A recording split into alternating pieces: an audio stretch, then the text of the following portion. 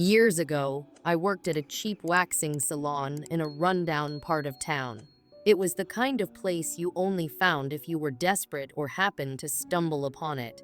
The salon operated 6 days a week, from 9 a.m. to 9 p.m., but it was really just me and the owner who kept the place running.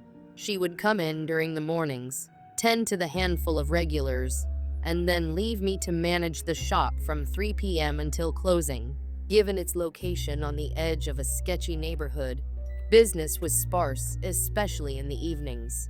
Most nights, I'd pass the time cleaning the same things over and over again, meticulously wiping down counters and sanitizing the beds. It wasn't the worst gig. The owner trusted me with the place, and I got paid hourly whether I was waxing someone or just staring out the window. I figured I'd stay until the salon eventually closed down or I found a better job. But as you can probably guess, something happened that made me leave a lot sooner. It was a quiet evening, just after sunset. I still had 2 hours left on my shift and decided to clean the front window. The massive glass pane was a magnet for smudges and fingerprints, so I took my time making it spotless. It was dark outside, and I was hyper-aware of the neighborhood's reputation, so I kept glancing through the glass to make sure no one was lurking nearby. The coast was clear, or so I thought. As I knelt down to wipe the lower part of the glass, I felt a strange chill run down my spine. I shook it off and focused on the task, scrubbing away every speck of dirt. When I stood up to admire my work, she was there. A woman, or at least what looked like one, was standing on the other side of the glass, staring directly at me. Her appearance was horrifying. She was emaciated to the point of looking inhuman. Her skin hung loosely from her skeletal frame, and her eyes were so sunken that her face seemed almost hollow. For a moment, I thought she was dead and somehow still standing. My heart leaped into my throat as we locked eyes. Then she moved. Her neck twitched unnaturally, tilting her head from side to side, and her mouth fell open. A guttural, clicking growl emerged from her throat, a sound so unearthly it made my skin crawl. I stumbled backward, my mind racing. I wished I had the keys to lock the door, or, better yet, a deadbolt. But there was nothing to keep her out if she decided to come in. I tried to steady myself and speak. "Excuse me, can I help you?" My voice wavered, and she didn't respond. Instead, she pushed the door open with her body and stepped inside. She moved rigidly, almost mechanically, and the awful sound she made grew louder.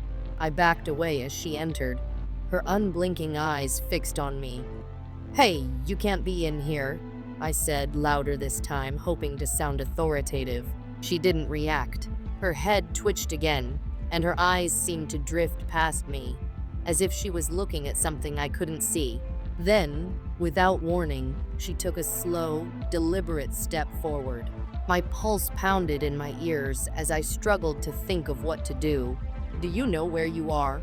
Is there someone I can call for you?" I asked, trying to keep a safe distance. She didn't answer. Instead, she walked past me, her movements stiff and unnatural, heading toward the back of the salon. "Hey, you can't go back there. Customers only," I shouted, but she didn't even glance in my direction. She walked through an open doorway and into one of the treatment rooms, the eerie clicking noise trailing behind her. At this point, I was paralyzed with a mix of fear and disbelief. I should have stopped her, but something about her presence was so deeply unsettling that I couldn't bring myself to get any closer. Still, I knew I couldn't just let her roam freely. Summoning every ounce of courage I had, I tiptoed to the doorway and peeked inside. What I saw will haunt me forever. She had climbed onto one of the treatment beds and was writhing in a grotesque, contorted manner, her limbs jerking and twisting unnaturally. Her body thrashed violently, as if she were in the throes of some demonic possession. Then she snapped her head toward me, her eyes locking onto mine. Her mouth opened wide, and she screamed, "Watch me! Wax me!"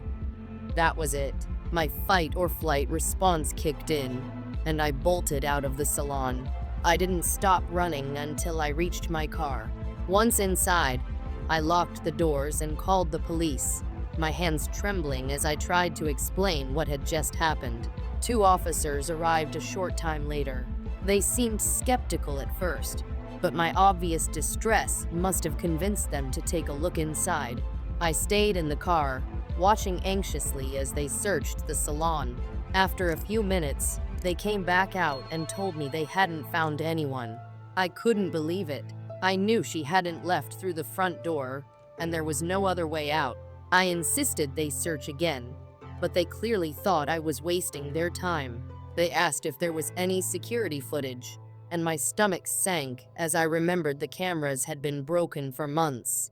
Without any evidence, they dismissed the whole incident as a figment of my imagination.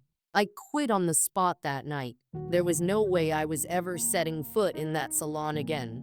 It's been over a decade since that night, and I still don't know what I saw. Most people don't believe me when I tell the story, but I'll never forget her face, her movements, or that awful sound she made. To this day, I'm convinced she wasn't human. The wax dripped onto his thick, matted body hair as I pressed a strip of tape over it. Without hesitation, I yanked it off with one swift pull. "Ah, slow down, lady," he bellowed, his tough guy demeanor evaporating instantly. I couldn't help but smirk. Watching this burly man transform into a wailing child was oddly satisfying. "Sorry, sir," I said, barely concealing my amusement. That was just 1 out of 1,000. Only 999 more to go. His face turned pale. "No, no, no. Can we take a break?" "Afraid not," I replied, ripping another strip off without mercy. "We've got a schedule to keep." By the time I was halfway through, he was sobbing uncontrollably, his cries echoing through the room. Strangely enough, the sound only made me work faster. The catharsis of inflicting pain on this obnoxious client made the job oddly therapeutic. When it was finally over, 45 minutes later, the man resembled a shriveled, hairless chihuahua. He shuffled out of the room, with tape still clinging to his legs as I cleaned up the discarded strips. That's when my boss stormed in. Her face was a mix of fury and disbelief. "What on earth happened in here?" she demanded, glancing at the trail of tape and the pitiful client limping away. "I don't know," I offered innocently, but she wasn't buying it. She rummaged through my supplies and froze when she held up a bottle of Gorilla Glue. "Please tell me you didn't use this on him," she said, her voice trembling. I blinked, realization dawning. Somehow, in my haze of frustration, I must have grabbed the wrong bottle. "Oh, well, that explains why it was so effective." She was not amused. I was fired on the spot. Surprisingly, the client never pressed charges, something I'm still grateful for. That incident marked the end of my waxing career. But the beginning of the nightmare came later, when I decided to partner with Lisa, an old college friend, to open a waxing salon. At first, business boomed. We rented a small place in a plaza and set up shop. Our services ranged from Brazilian waxes to full-body treatments. The screams of clients, oddly enough, were the highlight of my day. There's something both hilarious and satisfying about watching people voluntarily endure such pain. Lisa and I had been inseparable in college. She was quirky, with an odd sense of humor, but she had a charm that drew people to her. When she suggested starting a business together, I didn't hesitate. We pooled our savings, attended training courses, and threw ourselves into making the salon a success. At first, everything went smoothly. We had regular clients, good reviews, and even started thinking about expanding. But then Lisa started acting strange. One day, she walked in carrying a plastic bag oozing with thick, red liquid. "What's that?" I asked, half expecting a plausible answer. "Cow liver," she said, pulling it out like it was a prize. I watched, horrified, as she began eating it raw. The sight of her gnawing on the bloody organ was enough to kill my appetite for the day. "What? Not hungry?" she teased, her grin smeared with blood. I forced a smile. "Already ate," I lied. Another time, she called in sick, her voice slurring as she mumbled incoherently over the phone. When she finally returned to work, she apologized profusely, blaming her behavior on a bad fever. I believed her until the day she grabbed my bleeding finger and licked it clean. "Lisa, what the hell?" I yelled, yanking my hand back. "We're out of bandages," she said casually, as if that explained everything. After that, I started avoiding her. But the breaking point came one night when I heard screaming from the wax room. It wasn't the usual yelps of pain. This was different, desperate, inhuman. I crept downstairs, my heart pounding. The closer I got, the more unnerving. The sounds became gargling, moaning, and something that sounded like chewing. I reached the door and gently pushed it open. Suddenly, Lisa appeared out of nowhere, slamming the door shut. Her face was smeared with blood, her eyes wild. "Sorry," she said, her voice eerily calm. "Late lunch." I bolted upstairs, my hands shaking as I grabbed my purse. Lisa tried to act normal, even offering to close up for the night. I didn't argue. I just ran. The next day, I called her and told her I was done. I wanted to sell my share of the business and never see her again. She sounded hurt, but I didn't care. Whatever she was involved in, I wanted no part of it. But leaving wasn't that simple. A week after cutting ties, I started receiving strange packages. The first one was a jar of what looked like homemade wax, but the consistency was off. It smelled metallic, like blood. I threw it out, convinced Lisa was messing with me. Then came the photos.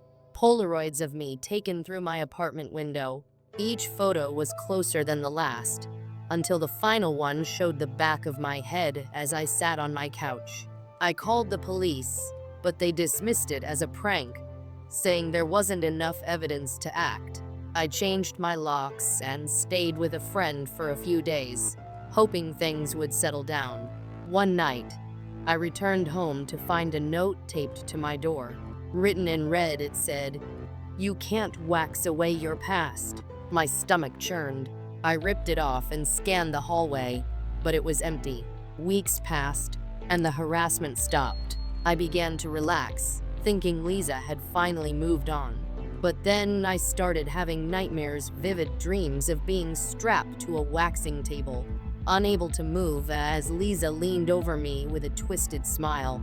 She wasn't holding wax strips, she was holding a scalpel.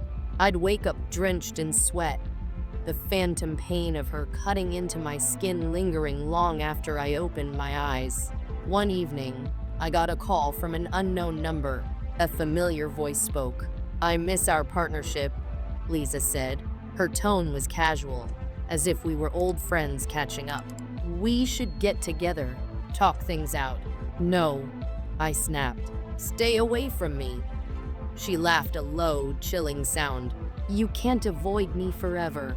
I hung up and blocked the number, but the damage was done. That night, I barely slept, jumping at every creak and shadow. Months later, I heard through mutual acquaintances that Lisa had vanished. Her salon was abandoned, her apartment empty. Some said she moved abroad, others whispered darker theories. Part of me was relieved, but another part couldn't shake the feeling that it wasn't over. Sometimes, when I'm alone, I swear I can feel her presence watching, waiting. The scent of metallic wax lingers in the air, and I find myself glancing over my shoulder, half expecting to see her standing there with that eerie smile. To this day, I don't know what became of Lisa or the client from that night. Sometimes, I wonder what would have happened if I'd stayed. Would I have been her next late lunch? I shake the thought from my mind and hope I never find out.